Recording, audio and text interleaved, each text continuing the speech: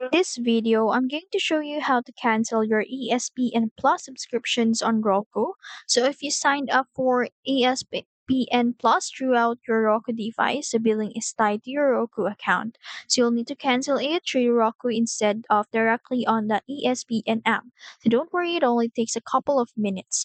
So the easiest way to do this is right on your Roku TV or streaming device. So grab your remote and then press the home button and scroll down to the ESPN channel. So once it's highlighted, press the star button on your remote to open the options menu.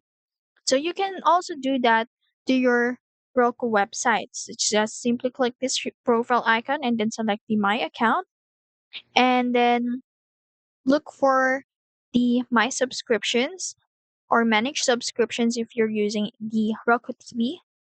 So in here, go on and click that and you'll find the options to cancel if ever you have a active subscriptions in here. So cancel the ESPN subscription, so confirm the cancellation and then Roku will let you know how long you'll still have the access, usually until the end of your current billing period. So you can also do this on computer or phone. Just head over to the website like I said. And now one quick tip.